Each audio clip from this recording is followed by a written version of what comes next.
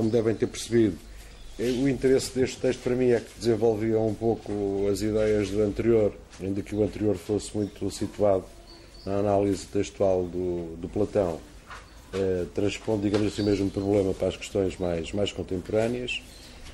Mas, quer dizer, basicamente, praticamente tudo o que está aqui neste texto não deve ser completamente estranho, porque depois da sessão de ontem devem ter percebido que isto aqui é um pouco mais para assentar de uma forma organizada algumas das ideias que eu queria deixar aqui.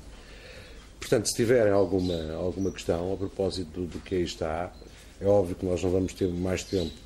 Quer dizer, Platão não vale a pena falar, mas eu não vou ter tempo, obviamente, para falar de Nietzsche, senão nunca mais iríamos sair daqui.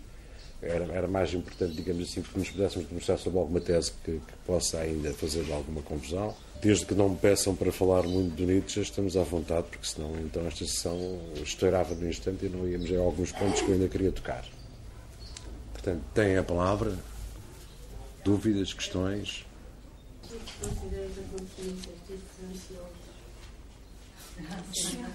Eu não sou o que considero, isto é jargão da teoria crítica contemporânea, são exatamente aqueles objetos que ninguém sabe exatamente se não são arte. Eu, em relação a isso, aqui só estou a utilizar um conceito. Todos aqueles acontecimentos artísticos que deixam os críticos e os teóricos sem saber exatamente o que é que vão dizer, chamam-se ansiosos. Mais do que uma vez ao longo do teu texto, e já no longo do dia eu tinha falado do talento poético, e esta coisa do talento será um dom, uma predisposição, ou é qualquer coisa que é uma aprendizagem, ou nasce connosco? Isso é uma das coisas que eu exatamente ia falar hoje. Assim, quando falamos de talento técnico, falamos daquilo que normalmente, vulgarmente, a gente chama de que tem jeito. Não é? O talento técnico é uma pessoa que mostra. É uma aptidão especial para um determinado tipo de exercício. Essa parte aí. Talento aqui, a única coisa que significa é exatamente essa potencialidade extra que não se manifesta nos outros. É por isso que se releva dessa maneira, que se sublinha dessa maneira. Quanto ao talento criativo, ou poético, nos dois casos, a assunção ou a presunção de que exista isso é sempre dada a posteriori. Então, uma pessoa não olha para o outro e não adivinha se tem talento técnico. Okay? Não sabe se tem jeito para desenho, se tem para pintura, se tem para música. No caso do talento criativo, acontece rigorosamente a mesma coisa. Isto é, não se pode dizer que seja alguma coisa com que se possa contar antes de se revelar. E revela-se no caráter excepcional que ultrapassa a mera excelência técnica. Não é? Isto é, em que se acrescenta alguma coisa que até aí não se tinha revelado nos outros. Portanto, agora, em relação, digamos assim, à perspectiva mais substancialista, isto é, isso corresponde a alguma coisa que esteja lá. Sim e não. Sim e não neste sentido. Uma das ideias deste meu texto que eu queria falar é exatamente a relação entre esses dois talentos, chamemos assim. Portanto, provavelmente chamar-lhe virtudes. Que é ou talento criativo, ou poético, como eu prefiro chamar-lhe, só se chega após o desenvolvimento do talento técnico. Isto, por exemplo, esta questão do ensino é importante. Este texto, como vocês verificaram, tem parte principalmente dessa preocupação.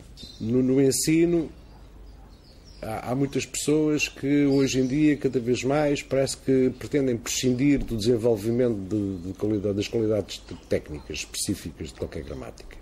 Acham que basta ter a ideia e a ideia depois encomendam ou mandam fazer. Aquilo que eu sugiro aqui implícita e explicitamente é que sem o exercício daquilo que potencialmente já está no indivíduo, que corresponde à assimilação de uma linguagem que já está expressa pela tradição, não se pode vir a saber se há algo mais a que esse indivíduo consiga chegar. há algo mais que não deriva necessariamente do desenvolvimento do talento técnico, isto é, porque se derivasse das pessoas que chegassem à excelência técnica eram automaticamente criativas, e há muita gente que é excelente tecnicamente, mas se fica por aí. Contudo, quem eventualmente possa ter qualquer coisa como um talento adicional nunca chegará a saber se não o treinar antes, se não desenvolver antes, através da disciplina e do exercício, os talentos especificamente técnicos. Agora, se é um dom, se é uma graça, se é genético, se é do ambiente, se foi um acidente, pá, não me perguntem que eu... Quer dizer, tudo o que se possa dizer sobre isso são palpites. Ou são especulações, ou são... Muitas vezes os discursos são montados um pouco a partir da experiência que cada um tem, não é? Porque no mundo da reflexão, chamemos de reflexão de uma forma geral para não distinguir teoria de outras coisas, há discursos que são montados do ponto de vista do espectador privilegiado, e há discursos que são originários dos próprios criadores. Esses dois tipos de discursos convém separá-los no sentido em que trazem indícios distintos. Não é? O indício que vem daquele que não sabe fazer, do que nunca fez, do que não tem a experiência do que isso implica, não é o discurso igual àquele de que sofreu para chegar, fosse onde fosse. O problema da maior parte dos discursos dos criadores é que são muito menos articulados, são muito menos conceptualizados. O artista não é obrigado a saber filosofia, o artista não é obrigado a ser um grande teórico, era o que faltava, não é? Porque se fosse provavelmente eu tinha tempo para fazer mais nada. E normalmente parecem sempre um pouco mais ingênuos, um pouco mais...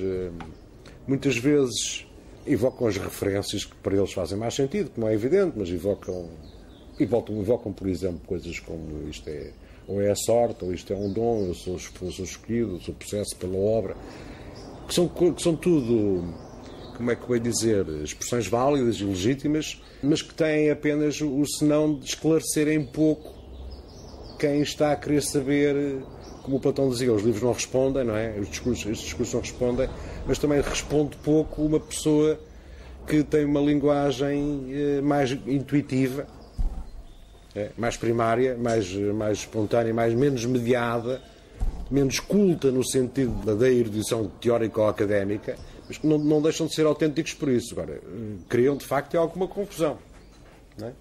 Cria-se alguma confusão quando uma pessoa se exprime sem preocupações com o que está a dizer, porque a sua preocupação fundamental não é com a expressão discursiva, é com a expressão plástica. Portanto, o que é que se pode dizer sobre essa história de se é dom ou se não é? Há essas especulações, há essas sugestões, há esses palpites, que normalmente são mais da origem artística dos criadores do que dos teóricos, estão um bocadinho mais cuidadosos, apesar de tudo, com isso.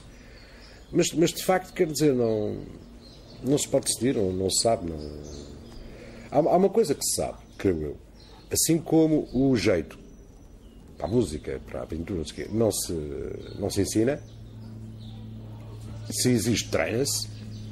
Este aqui, provavelmente, menos ainda. Isto é, ninguém pode ser criativo antes de ter linguagem para exprimir criativamente, seja o que for.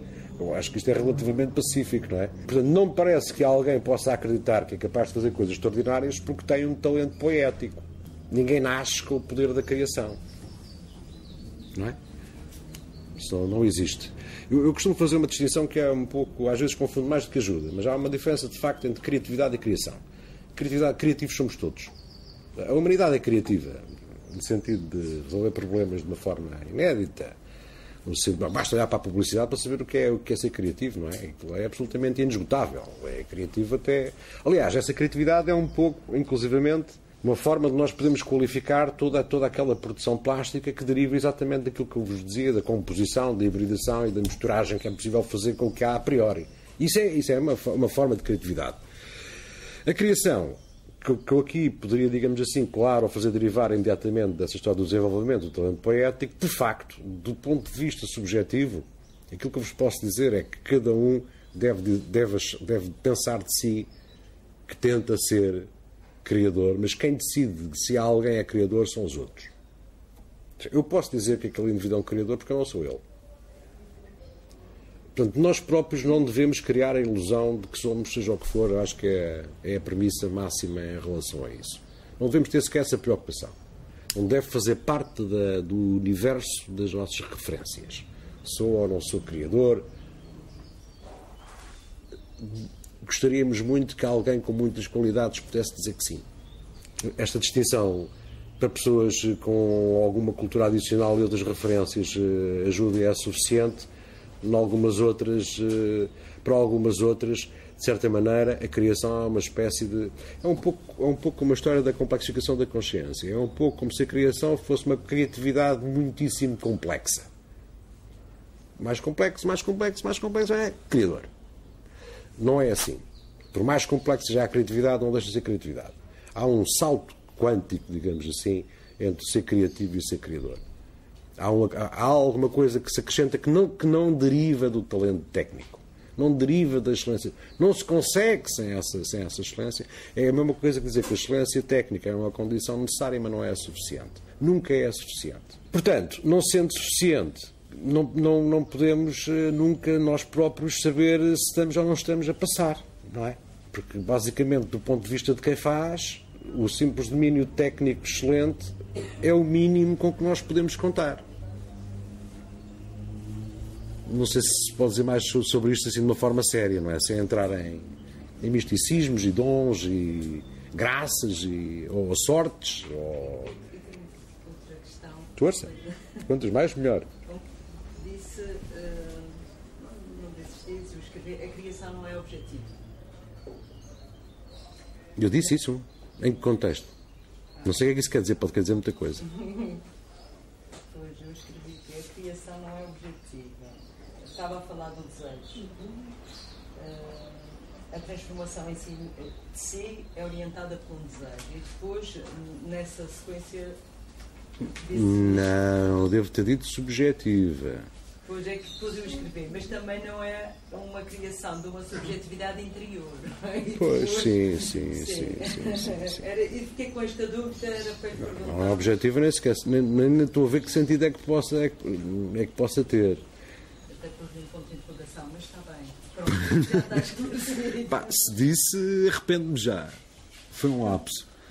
Não, o que eu queria que entendessem é que a atividade da expressão plástica, seja ela qual for, não é uma forma de refletir a nossa subjetividade.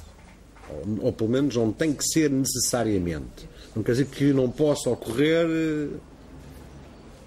mas quer dizer, de uma forma geral, o que provavelmente pode estar implícito nisso que eu quero dizer é que para nós, as nossas próprias experiências, algumas das nossas experiências, possam ser fundadoras de alguma maneira, podem parecer extraordinárias. Mas isso não garante nada, quer dizer, não... Toda a gente supostamente comunga uma série de experiências que da maneira como a tem cada um, a tornam específica, não é? Portanto, há uma parte que é comum, há uma parte que é específica. Todos nós temos relações, nas nossas relações humanas, nas nossas relações sociais, viagens, etc., experiências extraordinárias. Mas isso não faz de nós seres extraordinários, nem faz com que isso seja um tema para... Hão de reparar que quanto mais ingênua normalmente é a origem da expressão plástica, mais vezes a ideia da afetividade e da emoção e da experiência que se teve aparece. Ou então é assim que eu vejo esse tipo de explicação para coisas, às vezes. É como se essa subjetividade fosse suficiente para justificar ou para legitimar uma forma de expressão qualquer. Mas mesmo assim, quanto a isso, já agora, digamos que há duas maneiras de ver, e tem a ver com outra coisa que eu queria dizer, que eu queria falar hoje, já agora eu posso falar um pouco também, tem a ver com a história do trabalho de si. O trabalho de si é por contraposição conceptual à composição que a possibilidade permite. Num certo sentido, a canalização para fora, canalização da energia criativa, chamamos de assim, para fora da pura composição, permite-nos pensar na expressão plástica de uma consciência crítica, porque é dessa que me interessa falar, como uma forma de decomposição. Quando eu vos sugeri que o processo de simplificação implica, de alguma maneira, um momento de desimaginação, um momento de esquecimento, a decomposição não é uma decomposição formal nem analítica, é uma decomposição no sentido orgânico, é uma putrefação. Isto é, há elementos que hão de tornar-se humus, não é? Há uma decomposição que é a decomposição dos valores adquiridos, das gramáticas adquiridas, que em nós se decompõe e se transforma naquilo que nós conseguirmos, naquilo que em nós se estiver a conseguir tornar. Porque isso não é controlado, isso não é vigiado, isso não é intencional.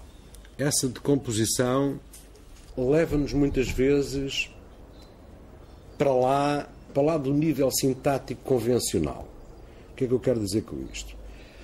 Quero dizer que todos nós, para comunicarmos, precisamos de ter uma sintaxe convencional, isto é, em que partilhamos os dados da gramática, chamamos-lhe assim, mas a gramática pode ser encarada ou por outra. Não só pode ser encarada, pode ser vivida, e nós podemos assistir a isso como sendo decomposta.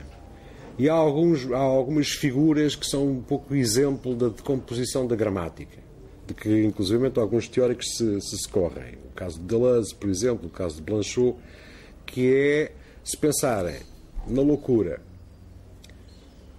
a maneira como os loucos falam, as articulações pouco ortodoxas, não convencionais, se pensarem nas frases, na maneira como as criancinhas que estão a aprender a falar usam a gramática, uma forma de quem ainda está a perceber como é que, ou se pensarmos, por exemplo, nos velhinhos muito senis, cheios de Alzheimer, que já aquilo vem tudo misturado, ou se pensarem, por exemplo, ainda nos estrangeiros, estão a querer aprender uma língua e de vez em quando dizem uns palavrões, umas articulações disparatadas. Este nível, estes exemplos permitem-nos perceber, digamos assim, um pouco o estado de decomposição a que eu me estou a referir.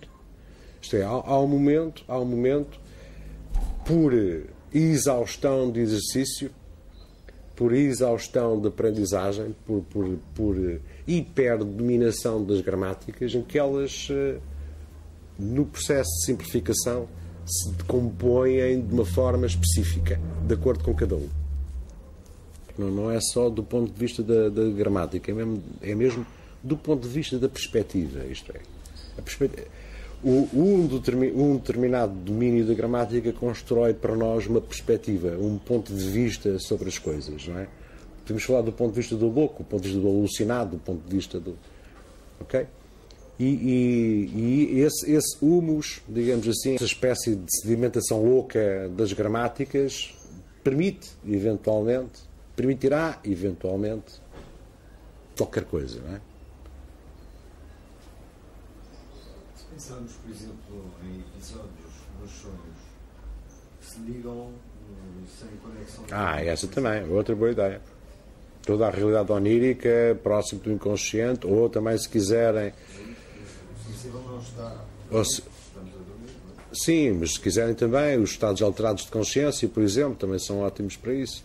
É outro exemplo. Se bem que, atenção a esta coisa, muitas vezes os meus alunos jovens acham que conseguem criar coisas extraordinárias se estiverem empedrados. Ou bêbados. A gente está-se a rir, mas isto são realidades concretas. E se a gente olhar para a história, não podemos ser... Eu presumo que já perceberam que não podemos ser ingênuos. E é importante que inclusivamente isso seja compreendido, porque as pessoas creem que há uma espécie de acrescento, que a alucinação traz uma coisa. Não traz nada. A única coisa que faz é baralhar o que lá está. Porque se trouxesse alguma coisa não acabavam a arrumar carros. Não é? Portanto, a pessoa fica rigorosamente a mesma, confundida. Se existe uma cultura, uma consciência, uma exigência, etc, etc, etc, e isso acontece, o que acontece é necessariamente diferente onde não existe essa consciência, onde não existe essa cultura. O estado alterado da consciência é um estado alterado da consciência que há. Um ingênuo com uma consciência alterada não deixa de ser ingênuo. Um ignorante com a consciência alterada é um ignorante alterado. E às vezes, isto que eu digo não é suficiente. É muito difícil, honestamente, sinceramente, dizer não tentem. É muito estúpido dizer tentem. O que é bom é que as pessoas saibam, estamos a falar de adultos, naquilo em que se podem estar a meter. Agora, que eu saiba da minha experiência pessoal com muita gente, alguns artistas, que julgavam que ficavam hiperartistas com injeções de qualquer coisa, não é recomendável. Não é recomendável. Mas eu não posso dizer que o sonho não é recomendável. E num sonho, por exemplo, o que acontece é um estado alterado de consciência, dependendo do inconsciente de cada um. Eu não vou meter no Freud, desculpem lá, eu não sigo essa religião, mas acho que as pessoas devem ter conhecimento sobre a psicanálise e tudo aquilo que ela implica, porque é de facto importante. Tornou-se uma espécie de igreja, mas para todos os efeitos é bom que não sejamos incultos nem ingênuos. Mas de facto o princípio é o mesmo, isto é, eu disse-vos já há bocado, uma pessoa com a consciência ingênua não se torna, não perde a ingenuidade. Da mesma maneira que uma pessoa com o inconsciente X não fica com o inconsciente Y. Não é? Basicamente aquilo que eu vos posso querer dizer é: não há ajuda exterior, não há inputs exteriores, que não há remédios, não há curas, não há injeção, não há. Se um dia o futuro da tecnologia nos puser pôr à disposição pastilhas de Shakespeare, uma pessoa toma e aquilo fica. Aí a gente pode voltar a falar. Enquanto a cultura não se ingerir por pastilhas, é uma seca ter que ler, são muitas páginas, mas não há alternativa. Aquilo que eu normalmente acabo por dizer é que se as pessoas estiverem com a correta disposição, não deve haver pedrada semelhante ao Quixote da Mancha, porque tem escusado de estar vou ler, leiam e apanham aquela pedrada. O problema é que as pessoas, o problema não está tanto na consciência alterada, o problema está é que as pessoas julgam que saltam níveis, que deixa de ser necessário trabalhar, que descobrem coisas que durariam anos se não tomassem, se não fizessem. Desconfiem. É a única coisa que eu vos posso dizer, desconfiem. E depois, mesmo em relação àquelas obras que se reclamam como sendo resultado disso, nunca vi nada excepcional. Não, quer dizer, pode haver sempre exceções. Agora não vou aqui. Mas se há exceção é porque o próprio tipo já é excepcional. Portanto, se uma pessoa excepcional faz coisas excepcionais lúcido, também fará coisas excepcionais, provavelmente menos lúcido. Ficaremos sempre sem saber se não seria melhor sem. Mas pronto, é importante também dizer isso, de facto, porque não ajuda no sentido em que não dá método, não ajuda no sentido em que não dá disciplina, não ajuda no sentido em que não dá saber, não ajuda em que a própria experiência é pobre. Quer dizer, de facto, comparada com tantas outras, é pobre. E depois, não faz bem à saúde. Tanto quanto eu sei, não faz bem à saúde. Eu, entretanto, posso só acrescentar, ainda em relação ao tema do trabalho de si, que a questão da simplicidade. Eu ontem estava-vos a dizer que a simplicidade é uma assintótica que não tem fim, não é? E se nós durássemos 500 anos, nunca seríamos suficientemente simples. Mas, de facto, pode-se pôr um objetivo, da mesma maneira que no Platão se põe um objetivo para a elevação no bem, pode-se pôr um objetivo na simplicidade, que é o de uma certa inocência. Isto é como se, de um certo ponto de vista, o trajeto da consciência crítica, após, digamos assim, a fase de complexificação, se transformasse numa espécie de busca, é como se voltássemos ao sujeito de um sistema simples fechado. essa inocência que se procura é exatamente a inocência que coincide com o ponto de vista da criança, com o ponto de vista do velhinho, com o ponto de vista do estrangeiro que está perdido, do ponto de vista do... Não é uma alienação. Não é uma indiferença em relação ao que se passa. Não, é uma... Tornar-nos inocentes não é tornar-nos ingênuos. Não é voltarmos a ser ingênuos. Não é voltar a ser naif. Não sei se estão a perceber a diferença. Não é ficar ignorante.